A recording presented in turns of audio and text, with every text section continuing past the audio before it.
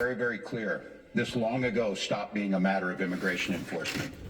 Instead, it's a campaign of organized brutality against the people of Minnesota by our own federal government. This week, he went online to promise that, quote, the day of retribution and reckoning is coming. That's a direct threat against the people of this state who dared to vote against him 3 times and who continue to stand up for freedom with courage and empathy and profound grace. So that is how the end of this day, or near the end of this day, I should say, you never know what can happen in the next few hours, came to a close. The governor of Minnesota talking about organized brutality by the federal government of this country, the trauma the federal government is raining down on his constituents. And those kind of warnings feel more urgent and more necessary every day now, because every single day we all seem to wake up to something. Every day we wake up to some piece of news that reminds us of countries we don't want to be like, that we don't want to live in. And today the news was that Donald Trump's FBI raided the home of Washington Post reporter Hannah Nathanson. They searched her home, seized her laptops, her phone, and her smartwatch. Now, as of this moment, we don't know exactly what was on those devices or the scope of the warrant that the FBI used to seize them. But we do know that this kind of intrusion is exactly what freedom of the press advocates fear from the authoritarian governments around the world. If the federal government were to access a reporter's notes, they could identify confidential sources in the government. They could punish those sources for speaking to the press. They could discourage other sources from coming forward and effectively break the system by which a free press holds the government accountable. And never has it been more essential than the moment we're living in. There you go. And given everything else in this administration, what they're doing right now, all of it, it's reasonable to think that is exactly what it looks like. And it's notable that the Trump administration chose to try this out by targeting the newspaper, the Washington Post. I mean, after all, this is the paper owned by billionaire Jeff Bezos, who has basically gone out of his way to placate this president and push the newspaper in a more Trump-friendly direction. Now, it's notable that he hasn't come out with a statement condemning this raid and attacking his buddy, Donald Trump. I'm not particularly surprised, but it's still notable. Even as the paper's editorial board condemned the raid as an aggressive attack on the press freedom of all journalists, which it is. It's also notable that Trump's DOJ went after this reporter in particular. Hannah Nathanson is one of the most well-sourced reporters in the federal government. And she's been doing some of the most dogged reporting on how the Trump administration has upended the federal government from the inside based on conversations with people who work there within the federal government. In the early days of the Trump administration, she broke stories about how the Trump administration was using sensitive Medicare data to hunt down immigrants, how Elon Musk was feeding sensitive government data into AI to decide what to target for cuts, how the Trump administration had canceled government contracts to help veterans, and later, how the Trump administration reversed those cuts after she and her colleagues exposed them. Just 3 weeks ago, she wrote a firsthand account of how she became the Trump administration's federal government whisperer, how she'd obtained more than 1,100 sources from inside the government, from people who had come forward to tell her about how Trump was rewriting their workplace policies, firing their colleagues, or transforming their agency missions. She wrote about receiving urgent signal messages from distressed workers across the federal government, people who said things like, every piece of our data may be at the mercy of unscrupulous people. Now, some of those sources even disclosed that the enormous pressure they were under had resulted in suicidal thoughts, telling Nathanson things like, I think about jumping off a bridge a couple times a day. I want to die. It's never been like this. These are federal government employees, people who have, many of whom have dedicated their lives, decades for some of them, to serving this country, serving in the federal government. And she became a person that federal employees could turn to, someone they trusted enough to tell their stories about how the government was under attack from the president who was elected to lead it. And here's the thing. Nathanson herself isn't even the target of this investigation. The search of her home and the seizure of her devices is part of an investigation into a government contractor who is accused of illegally mishandling classified information about an unidentified country. So, raiding the home of a reporter who isn't even suspected of a crime here is a pretty extraordinary step for the federal government to take.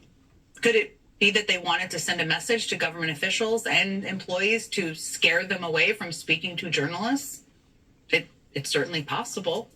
Or worse, could the administration want access to this reporter's devices to identify her sources inside the federal government? That is certainly possible as well. Right now, we don't know what information the federal government could gain access to or whether they could act upon that information.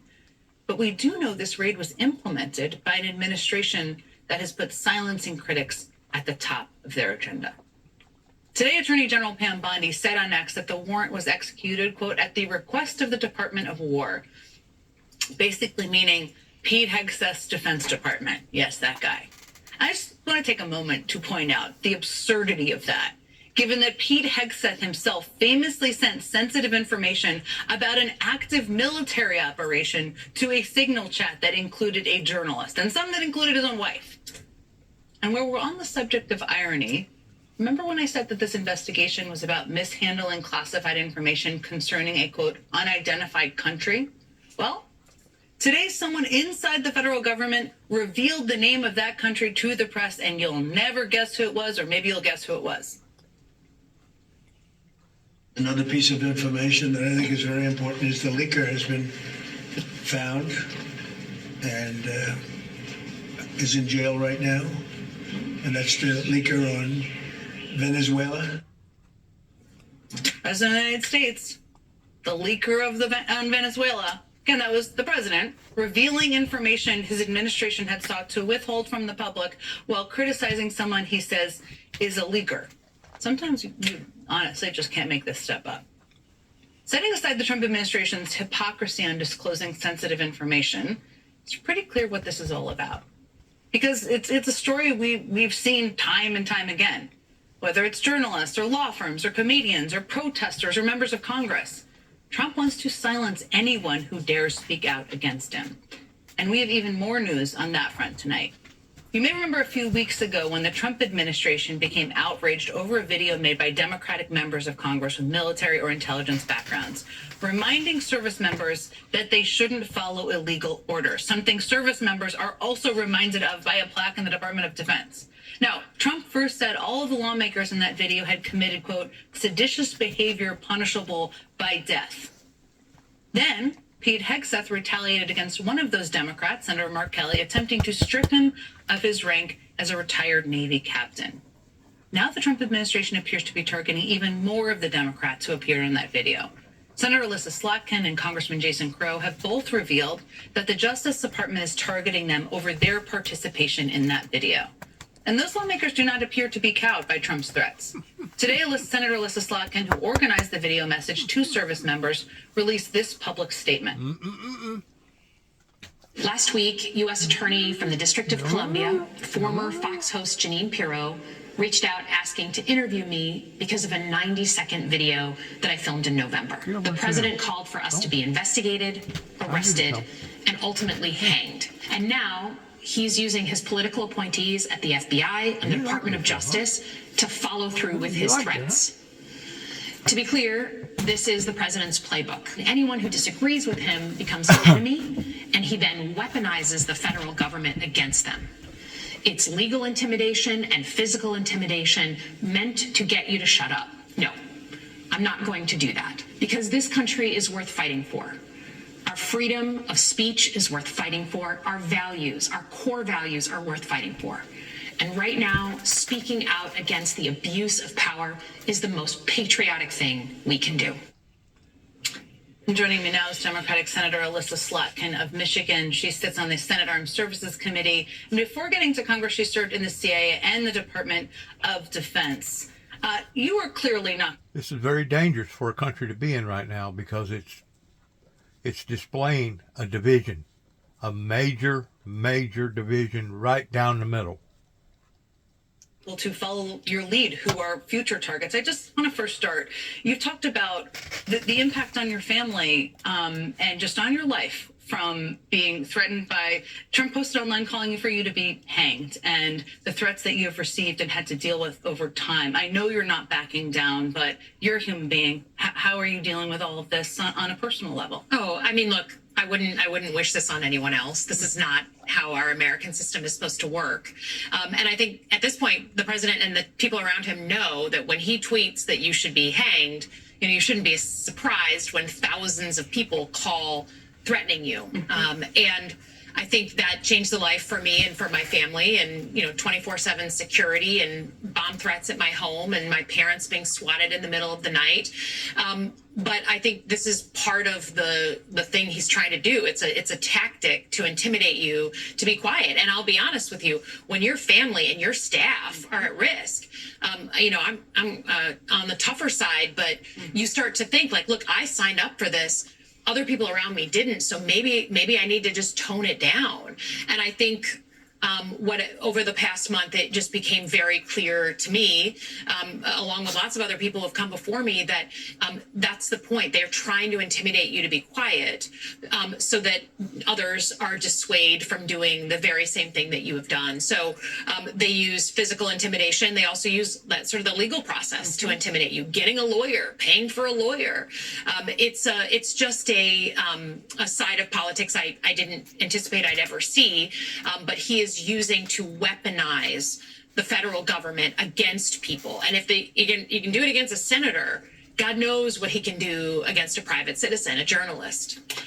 I just want to restate, you spent decades working in the Defense Department for the CIA. You are no stranger to difficult circumstances, to war zones, to threats. And this is just a new type of that from the sitting commander-in-chief. For people who are catching up, and I know a lot of people are paying close attention to this, I know you've talked about how you were first contacted after that video by the FBI counterterrorism unit, a division you worked closely with. We knew that back in December, I believe. And we just learned food right there. Eat your dog food, Bubba. Received a letter from Janine I can't feed you these Pirro. burgers all Is there time. more you can tell us about what was in that Can't letter? eat people Was there any food all the time. explanation or You any have to eat details protein about what food. this was about, or why they were investigating it? Yeah, well, look, whether it's the FBI and now the U.S. Attorney for D.C., they're doing what Trump asked them to do. Trump said over and over a dozen tweets, they need to be investigated, they need to be arrested, they need to be tried for sedition, they need to be hung, so they're acting that out, we're trying to talk to them. It's through the lawyers right now, but there's not a part of me that believes this is in good faith. It was a 90-second video. It's done in public. If you want to know what I did, I put it on a video. That's why the president got pissed. But they are using this to try to grind you down so that you just keep yourself quiet, sit on your hands, and wait for the storm to pass. And I'm just not going to do that. It is, and just to restate, the video, which I think everybody watching has seen, was reminding servicemen and women, people serving our country, they should not follow illegal orders. And that is something that you're reminded of when you serve in the military and serve this country. It has not been an issue like it is today in the same way. This is clearly a pattern. We heard from Congressman Jason Crow today as well. Obviously, Senator Mark Kelly has also been targeted. You all have come out and not been silenced. Are you coordinating how you respond? Are you talking to each other about it? How is that all working behind the scenes? Yeah, of course. Look, we did that video together because we know each other. We all had service or military background. It creates kind of a kinship between us, and many of those folks I've come up through the ranks with since we ran for Congress the first time in 2018. And so, yes, we talk to each other, we coordinate. Obviously, Senator Kelly is in a different situation since he's coming from the military side. What happened in the last couple of days came on the civilian side for those of us who are not former military. And so, yes, we're in close contact. But, everyone's got to make their own decisions for their own families, their own lives. And I think, that's, to me, when I saw the Jerome Powell stuff happen this week, when we've seen what's happened to other senators, people like Adam Schiff, when we see what happens to other members of the Fed, it is a tactic. And look, think about what the Trump administration has done effectively with our universities, with our legal community, with our corporations, with politicians. They have falsely let themselves believe that if they do what he says and keep quiet, that'll keep them safe. And it's the exact opposite. That is a playbook that I've seen repeated over and over and over again in other countries that I served in abroad. You cannot beat these guys and sort of think it's all going to be normal if you just are cowed by what this administration is doing. And I think we need to build some momentum around pushing back in a very aggressive way. It is the background you have, the background Senator Kelly has. I mean, you are familiar with the trends of authoritarian regimes and how they suppress their people. And I have no doubt that is impacting how you're approaching this.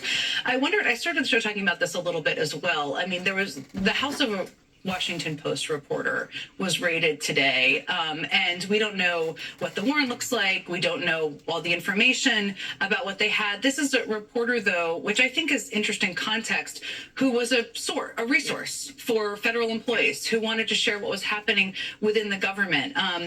You've seen leak investigations. There have been in the past. There is somebody right now who they are holding. What do you make of that? What did you think when you saw that news this morning? Well, look, I mean, anyone who's in the national security world knows that, things get leaked. And the people that leak that classified information should be held accountable, right? I think it's interesting that there's someone who they've arrested on the contractor side, right, who had a security clearance, who had access to this information. It is not legal to leak classified information. And so we've had generations of Democrats and Republicans that go after federal government employees or contractors who leak. What we don't have is going after the journalist who receives that information.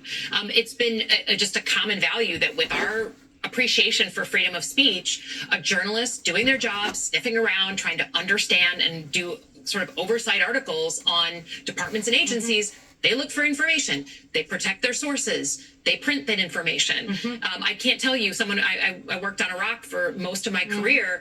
During the Iraq War, there were oodles of people who were leaking. It was wrong, but you never prosecuted the journalists. And I think particularly given this journalist's access to federal government employees, clearly, this is an administration that holds grudges, that gets pissed off, and then directs the federal government against that person. And that to me is what's different. Going after the leaker, go after them. As a former CIA officer, they deserve that. They swore an oath. But that journalist, unless she's herself has committed a crime separately from this, that's just not how we've handled freedom of press issues. Yeah, and we don't even know what their degree of contact, whether there was contact. We don't have any details on that even. Senator Alyssa Slotkin, I just want to, what you're doing is not easy to do. It is not easy to be in public life and receive threats on your family, on your staff, and being out there is incredibly courageous. So thank you for being here and thank you for sharing your story. Okay, coming up, the message from House Speaker Mike Johnson today was that ICE is doing what they are designed to do. And we've all been watching videos. We've been trying to show as many of them as possible on this show. Something tells me Democratic leader Hakeem Jeffries is going to take issue with that comment. Probably already has. Leader Hakeem Jeffries is standing by with his reaction to that and much, much more. We'll be right back. I want to make a comment. First of all, the American people voted in this president of the primary objective to deal with the illegal immigrants that never should have got over here in that type of a volume to begin with. What the American people didn't vote in was to see the brutality coming from various federal ICE agents, in which there's no doubt, whenever you're doing something this big, there's going to be mistakes made. Whenever you're doing something this big, you're going to have different opinions about what they're doing as far as going in and doing shakedowns.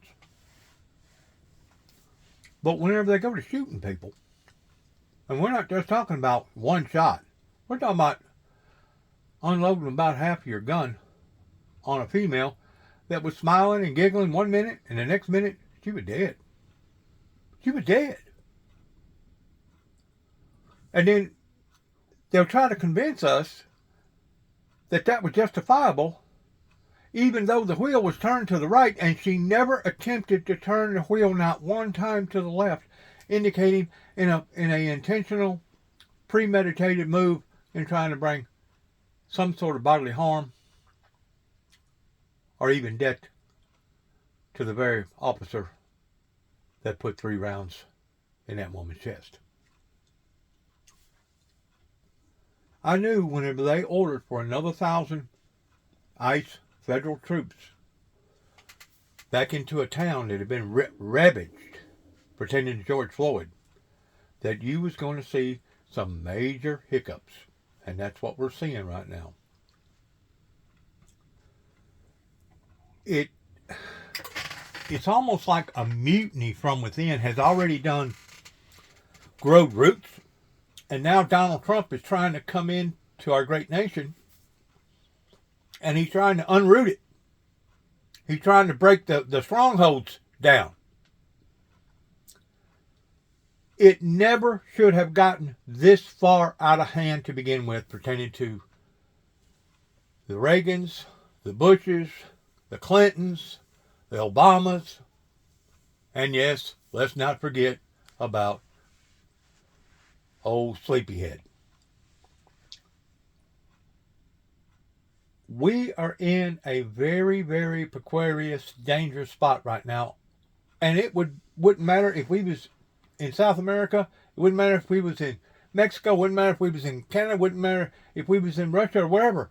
Whenever you have this type of division, you got problems. And this is where our Congress is not stepping up to the plate and doing their jobs. Now, I'm all about law and order. Especially whenever it comes to tearing down these sanctuary cities and these sanctuary communities that never should have been sanctuary cities and towns to begin with, as far as I'm concerned. Because you can't have a law, a federal law, that says we're going to do it this way, and then a third of them start compromising on that law. And they basically become part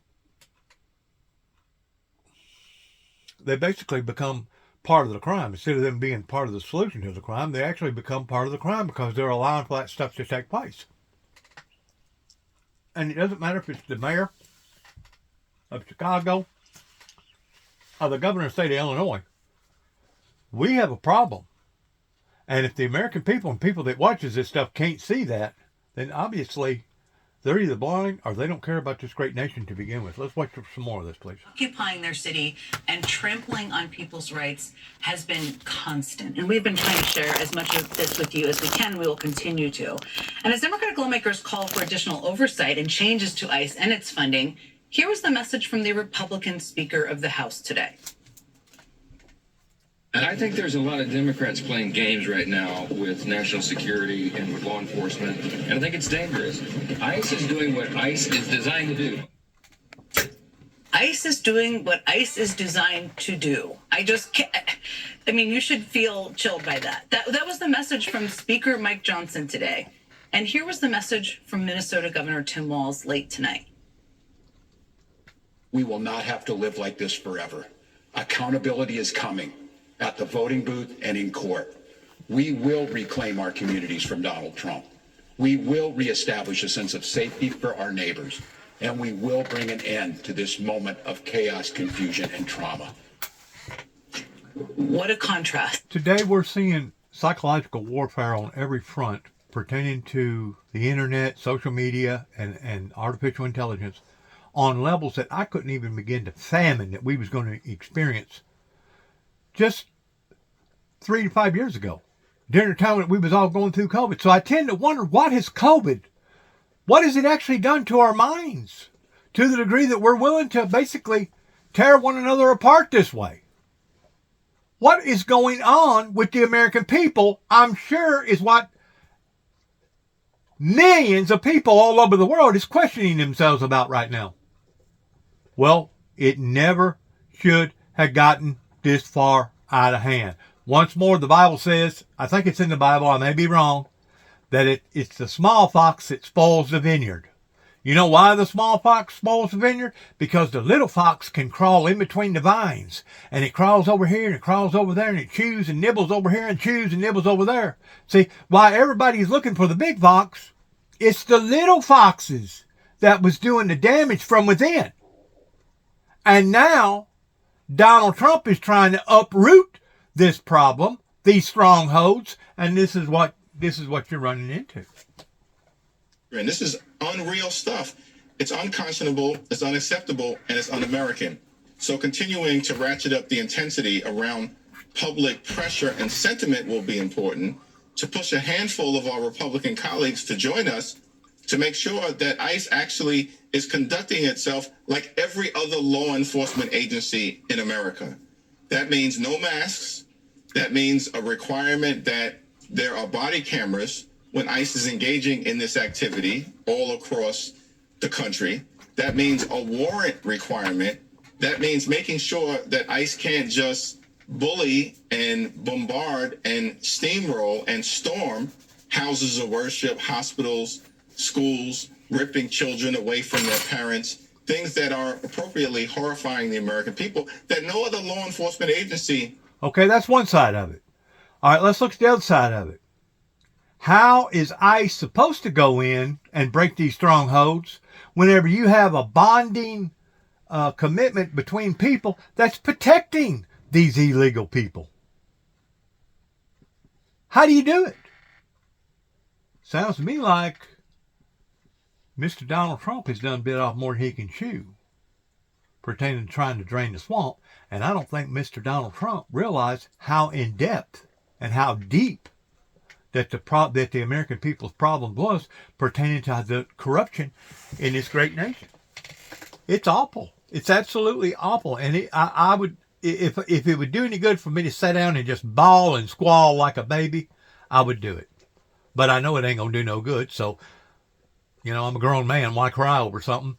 Why cry over spilt milk? The damage has already been done. The toothpaste is already out of the bottle. The milk's done been spilt, folks. We are in a jam right now, and if we don't pull our heads together, this thing could very well get completely, totally out of control. Why is that not the answer right now? Well, listen, I think clearly significant reform needs to take place as it relates to the manner in which ICE is conducting itself. ICE is using taxpayer dollars to brutalize American citizens and to unnecessarily and viciously target law-abiding immigrant families and communities. The whole premise that Donald Trump sold to the American people was that this immigration enforcement activity was going to target violent felons. It's not targeting violent felons. They're targeting American families, brutalizing American communities, and now, as we've seen, killing American citizens. This is out of control, and the American people aren't going to stand for it. So certainly we need massive reform to the way in which ICE and the Department of Homeland Security are currently conducting themselves. The American people are going to demand it, and Democrats are going to press for it. We're certainly seeing that out there with protests and with people marching in the streets. I want to turn to healthcare because it was just a week ago. It feels like we're in some sort of version of dog years. I don't even know how you feel right now. That you helped lead the effort to pass a 3-year extension of the ACA subsidies that so many millions of Americans are relying on. We've already seen 1.4 million people opt out of healthcare, and it's going to be more as they see what the costs are. Right now, there is I'm going to call it, you can call it what you want, a phony negotiation over in the Senate. They're not really doing it. Senator Thune could just bring up this 3-year extension and get a vote. And who knows, maybe he'd get the votes. Why is he not doing that? And what can be done to press him to do that? Well, we decisively, as you pointed out, passed a 3-year extension of the Affordable Care Act tax credits to ensure that tens of millions of everyday Americans, middle-class Americans, and working-class Americans don't experience dramatically increased health insurance premiums that will, in some instances, bankrupt them or certainly prevent them from being able to go see a doctor when they need one. Don't. And all 213 House Democrats were joined by 17 Republicans because the American people are with us on this issue. We know over in the Senate that a majority of senators, 47 Democrats and 4 Republicans, support extending the Affordable Care Act tax credits for 3 years in a clean extension. And so the obstacle right now is that John Thune and conservative Republicans, the MAGA extremists, they just want to rip healthcare away from the American people. There's no other explanation. This is the same group of folks that in the one big ugly bill enacted the largest cut to Medicaid in American history. They also ripped food from the mouths of hungry children, seniors, and veterans. And they did all of that so they could reward their billionaire donors. And that seems to be the only thing that they care about other than constantly bending the knee to Donald Trump and his extremism. Just to restate, the overwhelming majority of the public supports an extension of these subsidies. And the right wing of the caucus and the Senate Republicans wants to put in conservative abortion restrictions, which means John Thune, he's dealing with that portion of his caucus. I don't know, he could bring it up still, and there still might be the votes.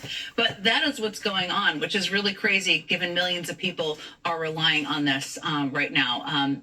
Leader Jeffries, thank you so much for being here. I really appreciate it. So much to discuss. Thank you again. Good to see you. Okay, coming up, 2 Republicans backtrack and kill a war powers resolution they voted for last week. And believe me, there's the tape, and we're going to roll it. So tonight, it stepped in J.D. Vance to break a tie and remind the whole world that Republicans in Congress have completely abdicated their responsibility to put a check on this president. Senator Adam Schiff is a co-sponsor of that bill. My guess is he's going to have some things to get off his chest, and he joins me in just a moment. I told everybody in some material that I put out, I know it had to have been over a year ago pertaining to all this, because Donald Trump used this as a cornerstone theme in what that he was going to do in the problem with all the illegal immigrants over here. I said then, these people aren't going to leave voluntarily, those that's over here, and you're going to have to strong arm them. Let's look at this from a different perspective. You have families that's been over here now for 7, 8, 10, 12, 15 years. There's no doubt they come over here illegal. They never should have come over here illegal. They should have come over here legally. But they've already become established over here.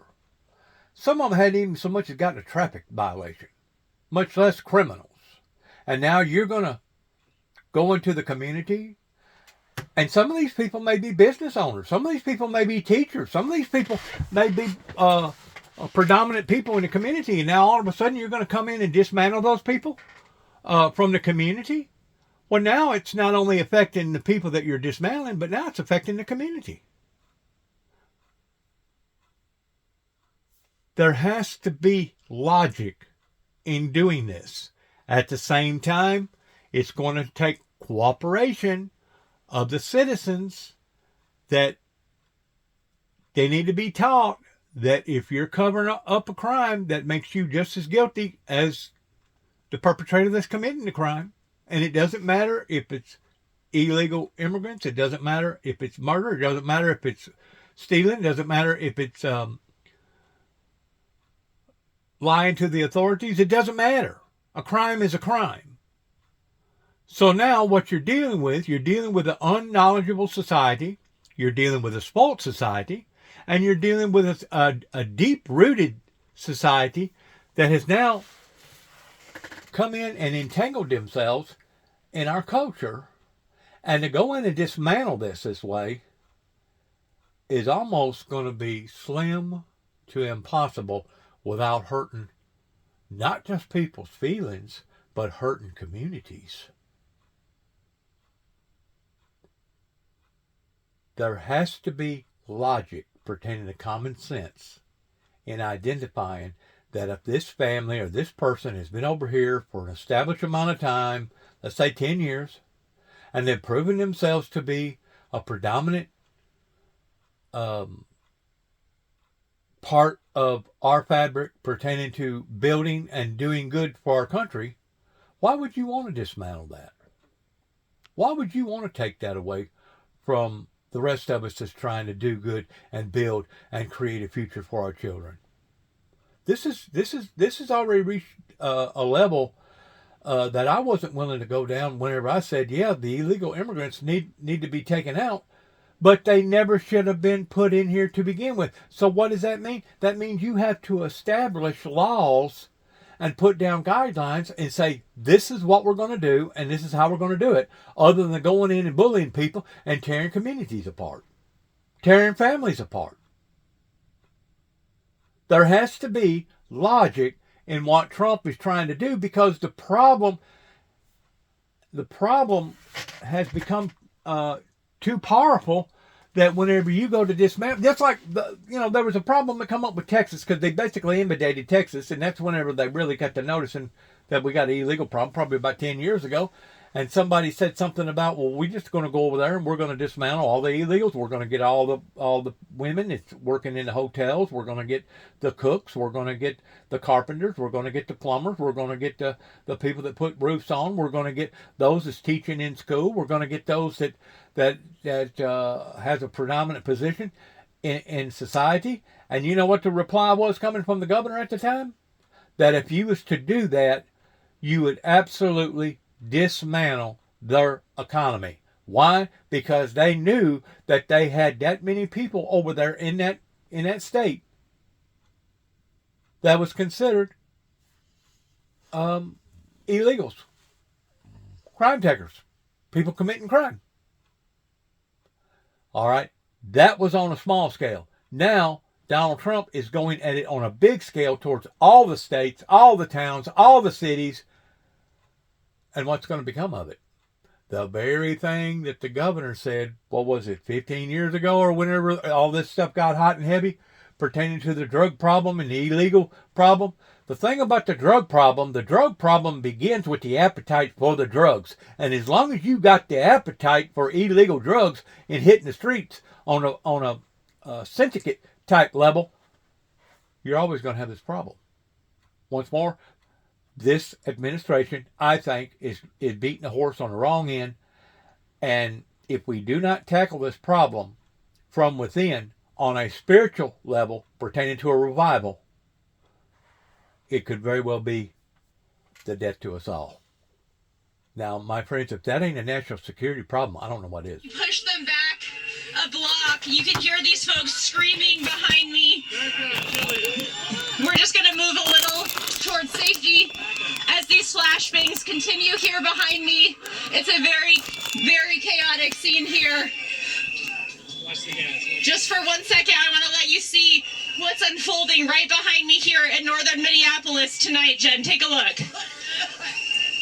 So we can see, obviously, the smoke Jillian was referencing there. These flashbangs are continuing.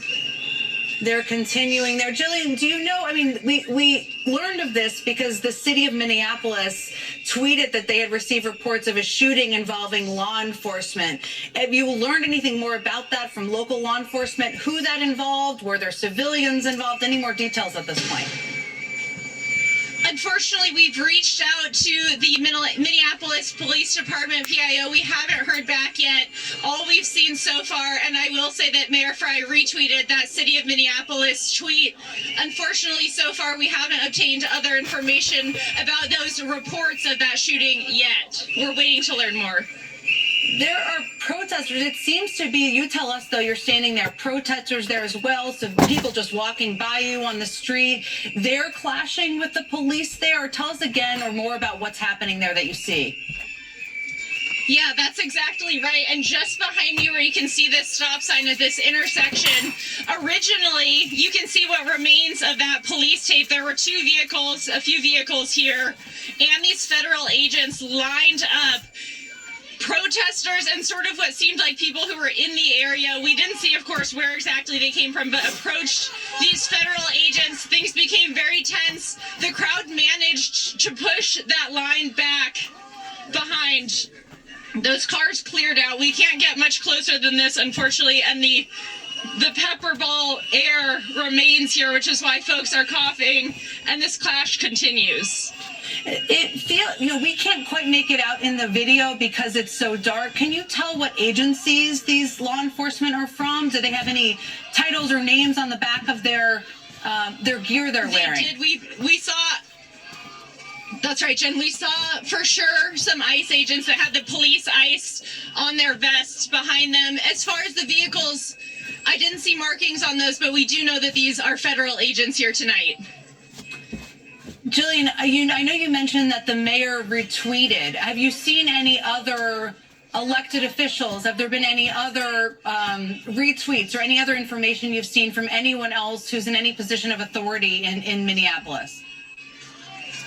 Unfortunately, this is all unfolding so quickly. So far, we haven't yet seen other officials, at least on our end, weigh in here. What I can tell you is it's freezing here tonight, so it's surprising to see how many folks are out right now watching this unfold, interacting with these federal agents. But as far as elected officials, we're still waiting to hear more from them.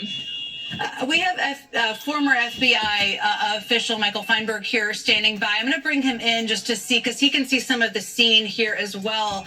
I know it's so chaotic there. It's dark. It's very hard to tell what's happening. Jillian shared with us as much as she can. What do you see when you look at that scene there? And what questions do you have? Quite a few, because the only thing I see is chaos and horror. This is the sort of scene, these pans across the city landscape with forces launching chemical agents, throwing flashbangs. This is the sort of scene that if we saw happening in a foreign country, a majority of Americans would be up in arms at the humanitarian crisis and demand. This is contagious. You let other people start witnessing this in Los Angeles, Atlanta, Miami, Chicago, New York, Houston, Indianapolis, Albuquerque, wherever. It puts thoughts in people's head. It plants seeds, and the next thing you know, that stronghold that I'm telling you about, that deep-rooted commitment, because of so many people being affected. It's almost, to me, it reminds me of the arsenal of somebody that's going to go out here and purposely set something on fire. That way they can become the hero in putting the fire out. There has to be a better way of doing this, because it's going from psychological warfare to actual literal warfare. We're going down the exact same characteristics of what happened to us right before the Civil War exploded in America during Lincoln's reign and rule. Now, friends, if that's not a creepy, weary, scary thought to think about whenever you had sons killing fathers, fathers killing sons, families being torn apart the way that they were torn apart here in America regarding our American Civil War, if that don't bring chills down the back of your spine, then obviously you don't care, and you're part of the problem versus part of the solution to it. Now, that's my opinion. It didn't cost you nothing, and that's my right to be able to voice my opinion that way. Two wrongs don't make a right. Never has. And you got to have some sort of strategy pertaining to logic. You got to have a plan. And you got to also realize that in doing what you're doing, you're going to be dismantling various community pillars in various communities that's going to affect everybody's life in some form or fashion. And we're talking about people that's been over here possibly for 6, 7, 8, 10, 12, 15 years that hadn't even so much as gotten a speeding ticket. There has to be a better way of venting this. Because if not, we are going to wind up in a bloodbath. And then the fulfillment of the prophecies that I prophesied going back to 2005 of a bloody road ahead is going to engage itself even that much more. Now, whenever I made that prophecy, I didn't prophesy that because that was what I was wanting. I prophesied that because of the standoff. I prophesied that because of the resistance movement. I prophesied that because of all the churches that went against me, that basically abandoned me from me worshiping with them. Well, okay, you didn't want biblical Bible prophecy because you said it was too chaotic, right? All I am is the voice piece to it. So now, this is what you get in exchange, Kenton, Tennessee. This is what you get in exchange, Sharon, Tennessee, Martin, Tennessee, Dresden, Tennessee, Greenfield, Tennessee, Union City, Tennessee, Dyersburg, Tennessee. This is what you get in exchange, and you need to walk up and discuss this with your politicians and your preachers, because it's those people that made such of a fuss about the Jubilees, Jesus Christ Windmill Ministries that stepped out into the eyes of the public going back 30 plus years ago.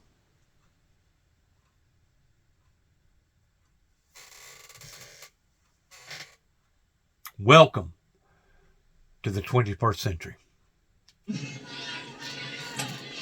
Michael Von Berg, I want to bring you back in because what we're seeing here is clearly aggressive tactics. I think you called them paramilitary force. It feels like what we're watching here in the dark feels very much that way. What would be normal times if there were protesters, there's police there's law enforcement? What normal times would we be seeing in this scene? An attempt to de-escalate.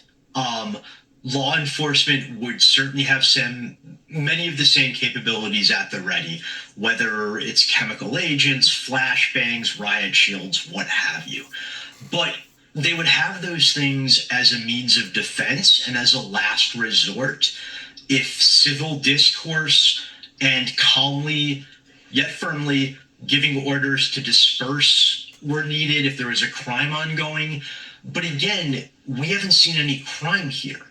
And they're using weapons that are supposed to be solely defensive in an offensive manner. It is, if I sound a little flustered or less articulate than usual, it is solely because I am not used to seeing people who fall under the classification technically of being public servants use their training, their skill set, and their weaponry solely to terrify the very public they are supposed to be serving. They're supposed to be protecting. This is, quite frankly, insane. Un-American. Insane. This is the antithesis of every single belief that our framers and founders had about the proper role of the federal government with respect to the citizenry. This is completely beyond the pale. It is. That is a perfect way of describing this chaotic scene we're watching. We're going to continue following this very closely. We're going to take a quick break. We're going to come back with Senator Adam Schiff, who's going to join us and talk about this and what we're seeing around the country this evening. We'll be right back.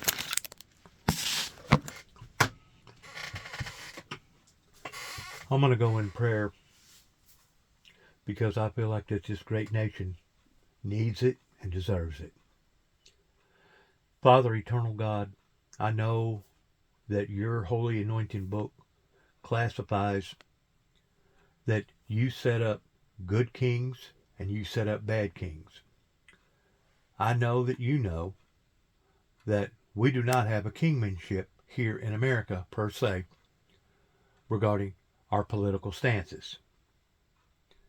I just pray, God, that you, Lord, will take the initiative of bringing some sort of restraint to what's going on. Because I truly believe, God, we are going down the wrong path towards a very bloody road ahead. And if we cannot nip this at the bud on the front end, it's going to be that much more harder every second, every minute, every hour, every day that goes by. Whenever the media is putting this information out there to all the other people that's scared, frightened, mad, upset, frustrated, etc., it's planting a seed of destruction. I just pray, Lord, that you would take the initiative of being able to bring order to a society that is disorderly right now. And I just pray, God, that you will continue to have mercy on all of us through thy Son, Jesus Christ. And amen. Sometimes whenever you're dealing with the masses, you need to sit down and you need to tell everybody the game plan. And you need to explain to them what the consequences is pertaining to not being loyal to the plan. That they're doing it for the benefit of the people. But whenever our federal ICE agents basically becomes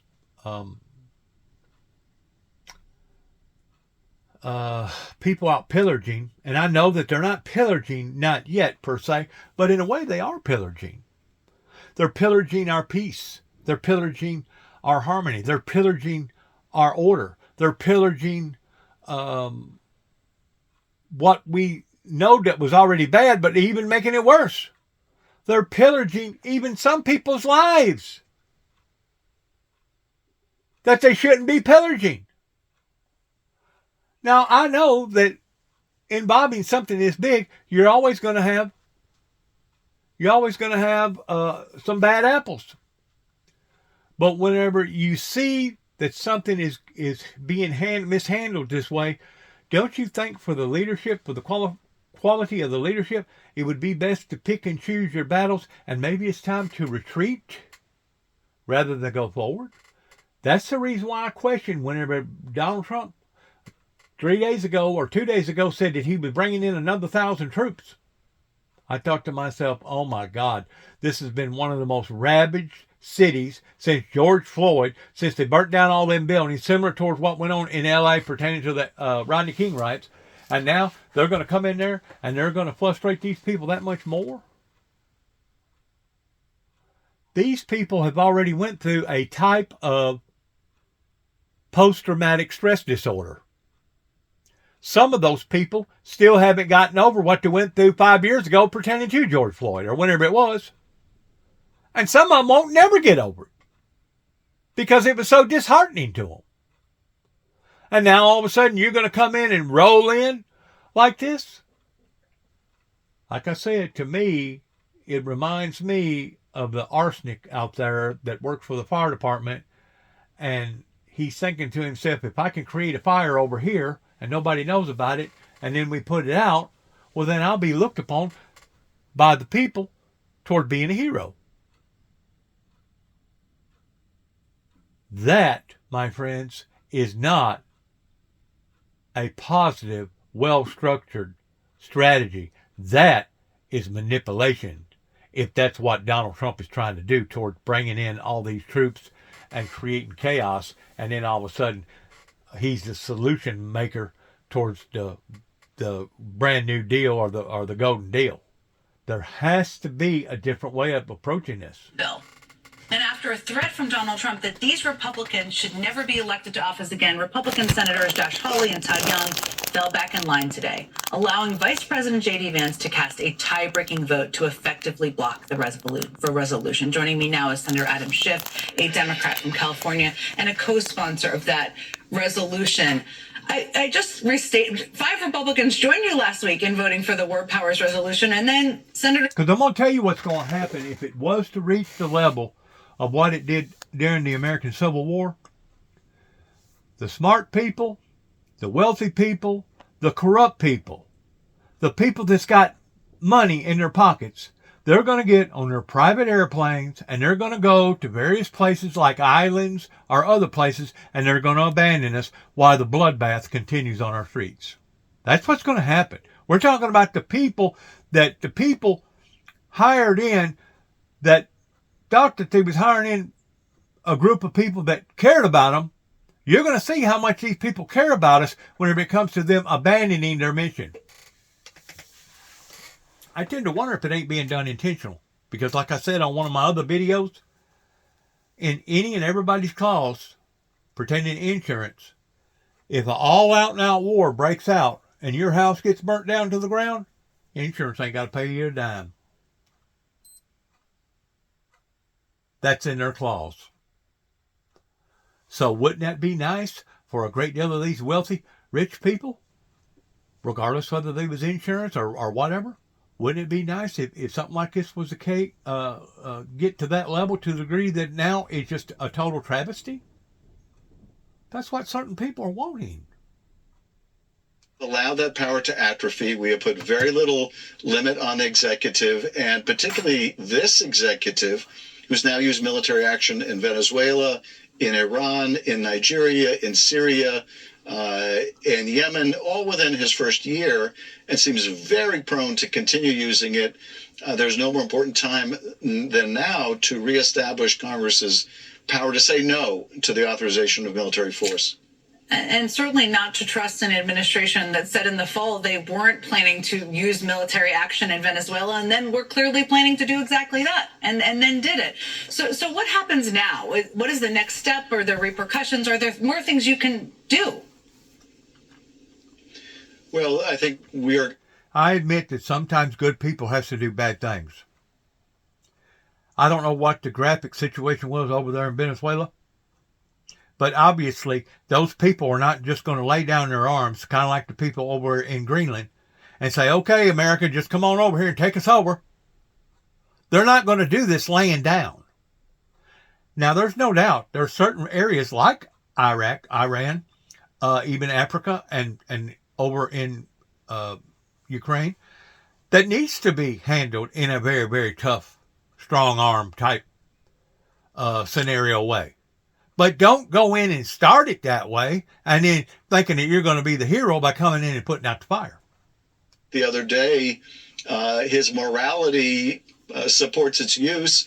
I would hate to trust any of this to the morality of any president, let alone this particular president. So there will be other efforts like this, but it certainly indicates they will go to any length, including threatening members who vote in contrary fashion, to prevent even a debate from taking place, which is what this resolution would have called for. It would have called for a debate. They wouldn't even allow that. They brought in the vice president to stop the Senate from even debating whether we should be sending American forces into Venezuela for the purpose of securing oil there. I don't think the American people want to see that. Very quickly before I let you go, and we only have a minute left here, but the top officials from Denmark and Greenland were here in Washington today. To me, it feels like Trump is more empowered because there's no restrictions on him from people within his own party. What is Trump's obsession with Greenland about? Who gains from it? He had this obsession in the first Trump administration. He wanted to try to buy Greenland. I don't know how this idea got planted in his head, but as we've seen with him before, once he gets an idea,